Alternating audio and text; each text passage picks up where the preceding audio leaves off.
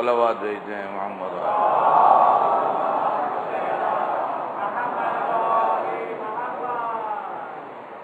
الذی خلق الموت والحیات، وہ خدا جس نے موت و حیات کو پیدا کیا، زندگی و موت کو پیدا کیا، لیبلوکم، تاکہ تمہارا امتحان لے، تاکہ تمہیں آزما کے دیکھے، تمہیں پرکھ کے دیکھے،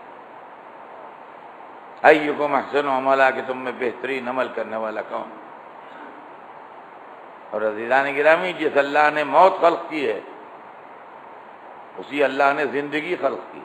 وہ اللہ جو ہمیں موت دیتا ہے وہی اللہ ہمیں زندگی بھی عطا کرتا ہے۔ ایک چیز بڑی مشہور ہے دنیا بھر میں کہ صاحب جو اس دنیا میں آیا ہے اسے مرنا ضرور ہے، جو اس دنیا میں آیا ہے اسے مرنا ضرور ہے۔ یہ ہر ایک کہتا ہے جو اس دنیا میں آیا ہے اسے مرنا ضرور ہے۔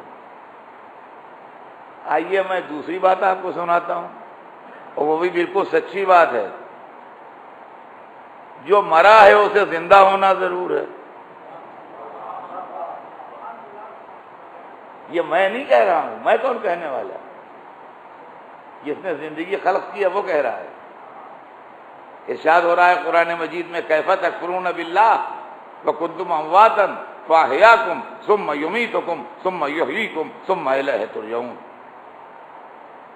یہ قرآن مجید کا اعلان ہے، کیف تکفرون باللہ، تم اللہ سے کیسے انکار کر سکتے ہو، اس کے وجود سے کیسے تم منکر خدا ہو سکتے ہو۔ وکنتم امواتا فاحیاکم، تم میت کی شکل میں تھے، مردار جراثیم کی صورت میں، یا جس طرح سے بھی ہو تم میت تھے، زندگی نہیں تھی تمہارے اندر۔ فاحیاکم، اس نے تمہیں زندگی بخشی۔ شکم مادر میں بھی جب بچہ ہوتا ہے تو ایک وقت وہ آتا ہے جب اس کے اندر حیات کے آثار پیدا ہوتے ہیں اور وہ حرکت کرنے لگتا ہے۔ اس کے پہلے قرآن مجید نے اس کی تصویر کھینچ دی ہے کہ وہ کیا ہوتا ہے۔ وہ ایک خون کا لوتھڑا ہوتا ہے، وہ ایک گوشت کا ٹکڑا ہوتا ہے۔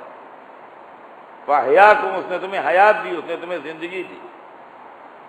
ہم اسی زندگی سے گزر رہے ہیں جس سے یہاں بیٹھے ہیں، جو اس موت کے بعد ہمیں ملی ہے۔ ہم بشکل میت تھے، اللہ نے ہم کو حیات دی۔ چونکہ آغاز ہمارا شکل میت سے ہوا تھا، لہذا موت کا ذکر حیات سے پہلے کیا گیا۔ اور یا پھر بلاغت قرآن یہ ہو کہ موت کا ذکر حیات سے پہلے کر کے انسان کو متوجہ کیا جا رہا ہے کہ حیات کے ہر قدم میں موت کو پیش نظر رکھنا، اگر موت بھول جاؤ گے تو حیات میں گڑبڑ کرو گے۔ تو کنتم امواتا، تم میت تھے، اموات تھے تم، فاحیاکم، اس نے تم کو زندگی بخشی، ثم یمیتکم،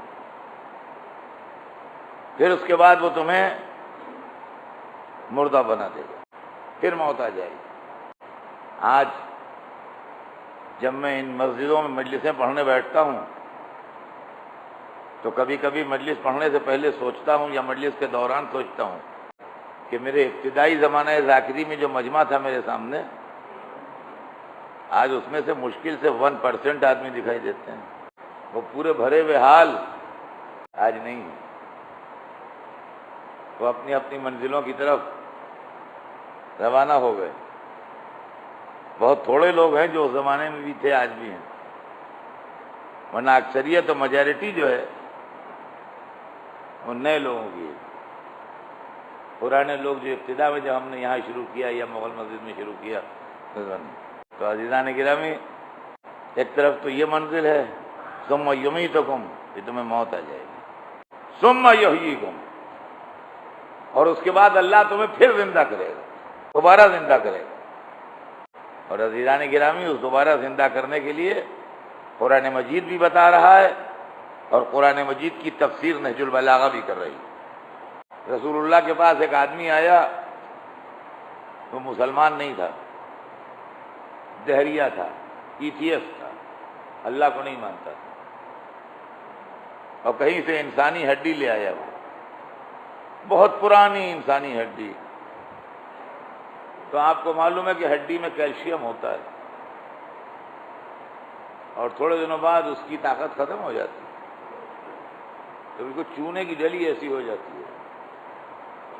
اور رسول اللہ کے سامنے لایا، اور لانے کے بعد اس نے ہتھیلی پر وہ ہڈی رکھی اور دوسرا ہاتھ اس پر رکھ کے اس کو کس کے مسلا، یہ تو بالکل چورا ہو گئی، وہ پاؤڈر کی شکل میں آ گئی ہو، اور اس نے یوں پھو کر کے اڑا دیا اسے۔ وہ پاؤڈر جو اس کے ہاتھ میں آ گیا تھا اس کے مسلنے سے، اس نے یوں پھوک مار کے اس کو اڑا دیا۔ قرآن نے پوری تصویر کھینچی ہے اس کی۔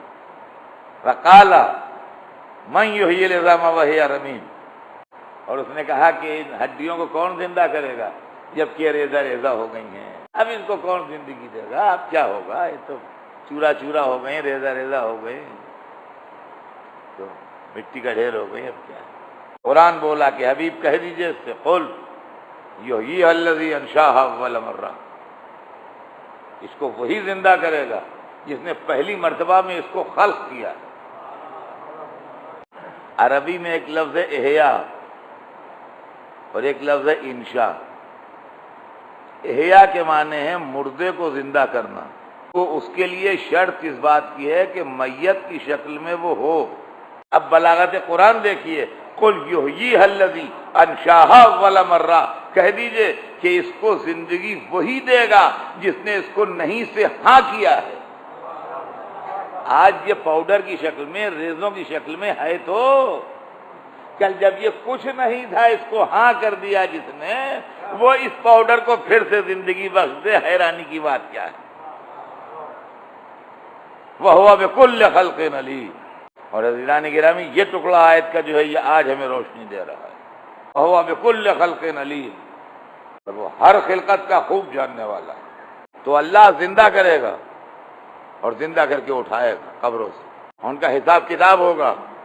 اور اسی چیز کی شرح نہج البلاغہ میں، نہج البلاغہ میں خطبہ ہے مولا علی کا، تو خطبہ عجیبہ کے نام سے مشہور ہے، جس کے اندر آپ نے قبروں سے اٹھائے جانے کی تصویر کشی کی، اور خدا کی قسم پڑھنے والوں کے رونگٹے کھڑے ہو جائیں انداز سے جناب امیر نے وضاحت کی کہ جب وہ وقت آئے گا تو کہاں کہاں سے انسانی وجود برآمد کیا جائے گا۔ فرمایا من الاجداث، اپنی قبروں کے اندر سے اٹھائے جائیں گے، ان اوقار الطیور، اور پرندوں کے گھونسلوں سے انسان جسم کے ٹکڑے لائے جائیں گے، من بطون البحر، اور سمندر کی تہوں سے انسانی وجود نکالے جائیں گے، من مقاہم الاخطار، اور خطرے کی گھاٹیوں سے انسانی وجود نکالے جائیں گے، پہاڑی زگ زیگ وے جس کے اندر قافلے گرتے رہے ہیں، مرتے رہے ہیں، ہزاروں فٹ کی گہرائی میں کوئی میتیں نکالنے والا بھی نہیں ہے، وہاں سے نکالے گئے، اور وہ سب اپنے پروردگار کی خدمت میں حاضر ہوں گے، اور ان کے اعمال کا حساب و کتاب کیا جائے گا، اور دیکھا جائے گا کہ وہ دنیا میں کیا کرتے ہیں۔ تو الذی خلق الموت والحیات، وہ خدا جس نے موت اور زندگی کو خلق کیا، لیبلوکم، تاکہ تم کو آزمائے، کیا یکم احسن عملا، کہ تم میں بہترین عمل کرو۔ اے اللہ پاک، پیارے نبی کے صدقے میں ہمارے تمام گناہ صغیرہ و کبیرہ معاف فرما دے اور ہمیں دوزخ کے عذاب سے بچا لے، ہمیں، ہمارے والدین، ہمارے اہل و عیال اور تمام مومن مسلمان مردوں اور عورتوں کو بخش دے۔ اے اللہ پاک، تو ہماری قبروں میں وحشت کے وقت ایک رفیق عطا فرما دے